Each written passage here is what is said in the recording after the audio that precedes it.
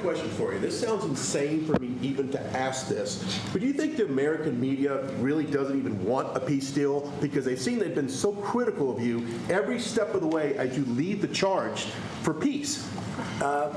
It's an amazing phenomenon. I said that if in the settlement you got Moscow, St. Petersburg, and thousands of miles around them, they would say I made a bad deal. The level of hatred and animosity is incredible. Not with all. I mean, we have great people up here. We also have terrible people up there that I think are told what to say. But, you know, in solving all of these wars, they don't even write about it. You know, I saw major wars. I saw wars that have been going on for 31, 35, and 37, and a couple of quicker ones. One that was going to go into a full-blown deal very quickly. You know what the one I'm talking about. It was a big one. But they don't even write about that.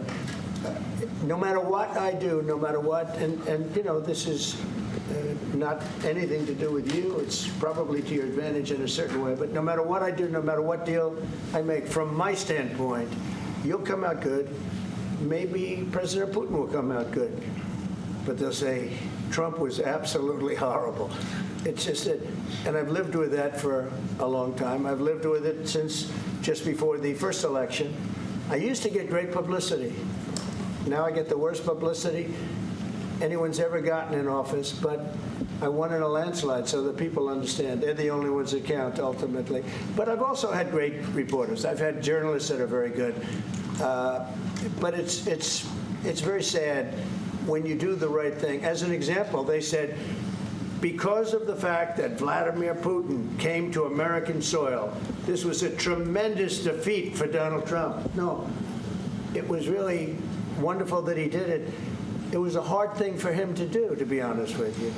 It was the opposite of what they said, but they said it. Now, if he didn't come, they'd say that was also bad for Trump. You know, there's no way. And there's just a great dishonesty of the press, and I think that's why it's lost its credibility. You know, its credibility is at an all-time low. We have a thing going on right now in D.C.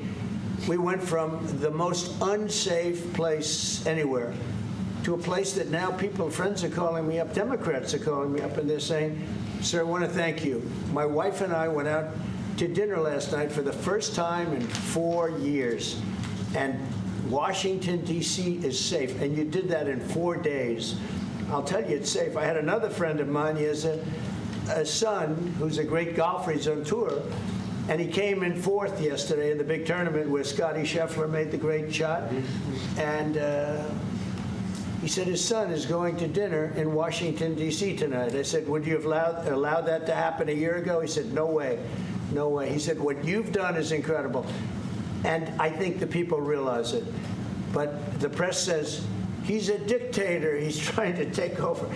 No, all I want is security for our people. But people that haven't gone out to dinner in Washington, D.C. in 2 years are going out to dinner. And the restaurants the last 2 days were busier than they've been in a long time. Hey, Sean Hannity here. Hey, click here to subscribe to Fox News YouTube page and catch our hottest interviews and most compelling analysis. You will not get it anywhere else.